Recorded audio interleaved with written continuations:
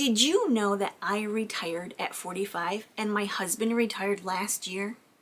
Hi everybody, my name is Sarah. I'm a certified financial coach. We are debt-free as a family and I'm the founder of frozenpennies.com.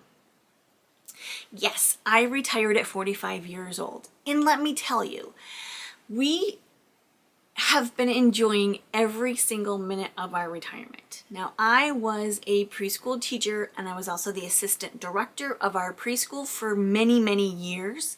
And at 45 years old, I decided to retire from that job and start something a little bit new. My husband retired last year at 62 years old. So I'm giving you 7 tips today in order for you to think about retiring early. We set ourselves up the last 10 to 15 years in order for my husband to retire early. Now, my husband had a very physical job, so he was able to retire at 62, putting into place these 7 steps that we're going to talk about today. I retired, as I said, early in order to start my own business. I have a website, a coaching business, as well as this YouTube channel.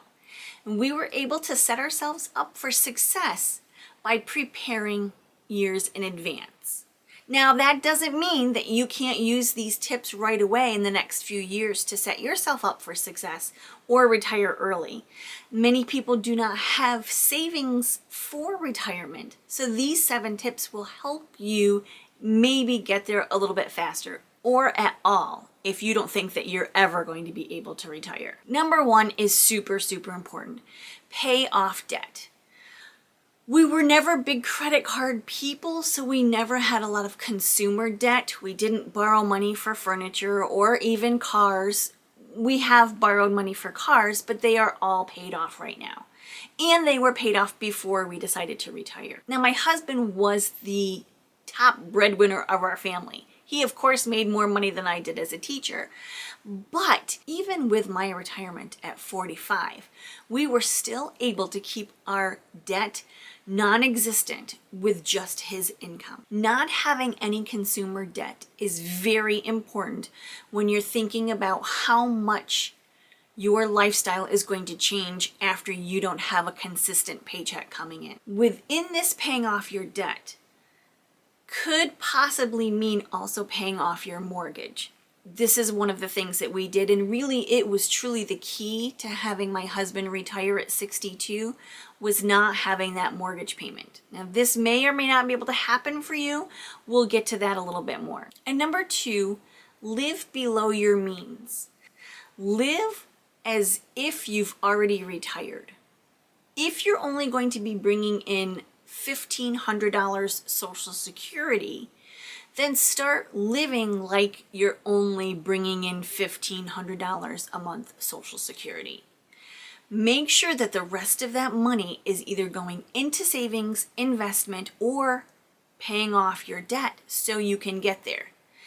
Experience how it feels to have a cap on your income and make yourself start to become used to only having that specific amount of money coming in. Live below your means.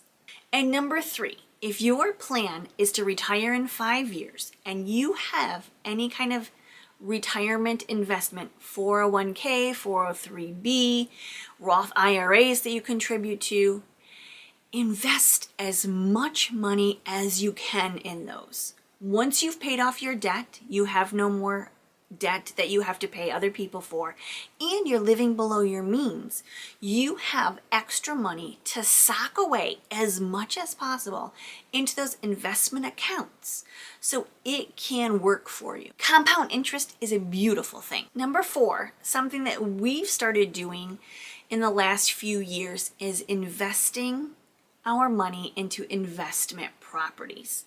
So we have an investment property across the street from us that we are able to collect rent on. It doesn't have a mortgage on it. We purchased it free and clear. That money that we have coming in every month from that rental property helped us retire a little bit earlier than we normally would. Now, you might be able to find these rental properties inexpensively and then put a little bit more elbow grease and extra work into it to make it livable. The one that we had, for example, just needed some work. It needed some TLC, it needed some upgrades, it needed some repairs, but we were able to do that on our own. A little bit of paint goes a long way in order to make it rental worthy. Number 5, something that we also did, start a small business. You can actually make money from home with your small business. If you're a crafter, you can open up an Etsy shop. If you're a writer, you can freelance write. There are so many possibilities to starting a small business from your home that need very little investment to get started. If you are looking for some ideas on side hustles, I'm going to leave a link to an article I wrote below to help you get started and maybe spark some interest. Number 6, this is kind of drastic. Downsize your home. If you are not able to pay off your mortgage in a timely manner to get you to the place where you can retire, then you might want to consider selling your home and buying a smaller, less expensive property. Once your children have left the nest, ours are still hanging out here. They just won't leave. You don't need all that space anymore. So you can considerably downsize your living into a smaller home, maybe an apartment where you don't have the upkeep that you would normally have on a house. Consider what's going to happen in the future and make it as cheap and as easy on yourself in your older age to maintain. And number 7, the most important way that you can retire early or prepare yourself for normal aged retirement is to have a plan. This is so very important. If you know you want to retire in 5 years, you have to have a plan. Consider this video part of your plan, giving you the steps that it would take you to get to where you want to be in your timed period. Now this of course isn't a video on investment. I'm not going to tell you which stocks to invest in and what to do with your money. Just know that mentally you need to have a plan of action so you can get where you want to go in the time period you want to get there. I know for some people it's heartbreaking to think about how behind they are in their retirement plan. But just jump in where you are. Know where you are, make it as beneficial to yourself as you possibly can. Really, if you have no debt, no mortgage, and no major responsibilities, you don't really need a whole lot of money to live on. Even with the cost of groceries the way they are, you can still do it. You can still live well below your means and live a happy retirement life. Thank you so much for watching, everybody. I truly appreciate you. Have a great day. Bye-bye.